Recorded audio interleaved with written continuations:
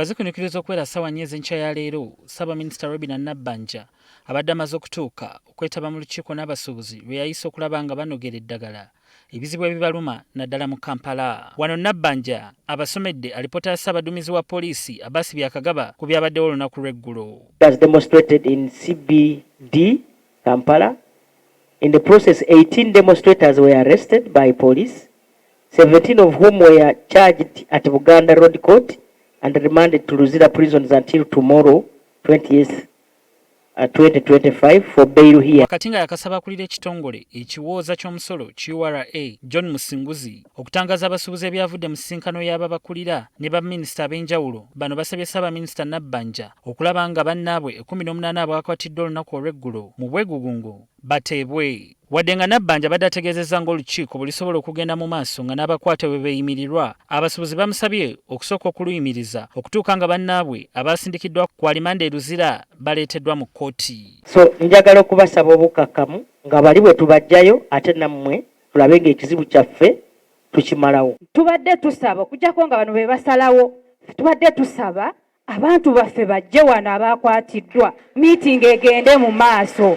Naye tetuyina kye tuteesa ssaawa zino ng'abantu baffe bali eyo. Ekitegeeza olukiiko tulukomyewo ssanga 8. Meeting adjourned to 2. Olwa ssente ezaffe bannabyabufuzi ababbi bali ku poliisi ne babatwala mu kkooti. Omusuubuzi yavudde yeerwaneko lekaleka. Bano oluvudde wano basibidde mu kkooti ya Buganda Road ebadde ekubirizibwa omulamuzi Winnie Nancha era ng'eno bannaabwe babadde baleeteddwa dda. Abavunaanwa bonna bayimbuddwa akakalu ka kkooti ka mitwalo gya siringi 2 buli omu ezitabadde za buliwo, n'ababeeyimiridde emitwalo 5 egya siringi ezitabadde za buliwo, okuggyako omuvunaanwa Christopher Okecho abadde yeetaaga okuvvuunulirwa mu lujapadola. Tugenda kukomawo nga 15 omwezi ogw'okumi omusango gwabwe tulabe okunoonyereza bwe kutuuse.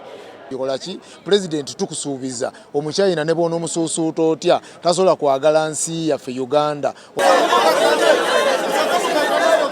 Oluvannyuma lwa kkooti bano beesudde mu ddene era ne basimba lwa kasota okuva ku kkooti ya Buganda Road okutuuka ku kizimbe kya Wubos abadde bategekeddwa olukiiko lwabwe.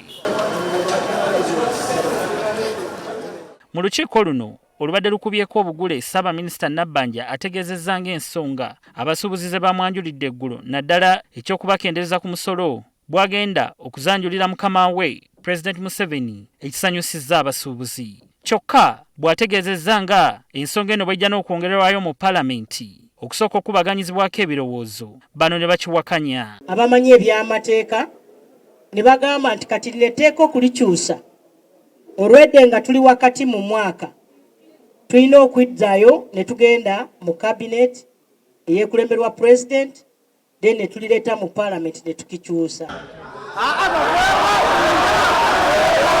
Abasuubuzi bano era babadde bakaawu eri ekitongole ekiwoza ky'omusolo ne batuuka ne ku ssa ly'okusaba Kaminsona General John Musinguzi okusikizibwa omuntu omulala. Kaminsona ankube n'ekyaligonza mwawere bagumuna balabirira Mr. Kaminsona, you must resign. Ffe tetwagala kuggala maduuka, just tutuukiddwa tukooye meeting ezitalina kivaamu. Wakati nga balonda abakiika ku kakiiko akagenda okulondola kontayina ezaabayobwa olw'ensonga y'omusolo mu mannya agaweereddwayo ku ludda lwa URA eryawere kyaligonza abasuubuzi baligaanye era ono n'asikizibwa Shira Kyomugisha. Ku ludda lw'abasuubuzi baakukiikirirwa Ismail Kaddu, Margaret Tumusime ne Isa Sekitto ssentebe wa Kasiita nga kuno kwogasse Deus Mubangizi owa UNBS. Obuyinza obugaana be tuleese temubulina. Wano Nabbanja waweeredde URA ensale wa sabbiiti emu okulanga kontayina zonna ezikyakandaaliridde ku URA okubeera nga ziwedde okukolebwako abasuubuzi basobole okutambuza emirimu gyabwe. Nja kuba nnyina kyenkozeeko. Inshallah. Era bwe naabasimaliriza nja kudda. Tusaba omusolo gwa kilo nga woosabye mb'ogenda kugukolako gusooke guyimirire nagwo okumala omwezi mulamba paka woonatuwa ansa. Gusooke guyimirire nga woonyonya ansa okuteeke ku holding naffe ojjammala otuwe ansa. Abasuubuzi era basabiddwa okubeera abalambulukufu singa emisolo gino ginaabeera gisaliddwako.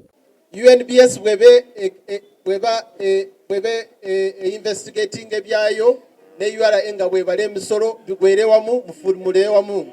Mu nsonga y'Abachina okwetaba mu mirimu bannansi gye bandikoze Nabbanja aluŋŋamizza nga etteeka ly'abamusigansimbi bwe lirambika obulungi biki bye bateekeddwa okukola.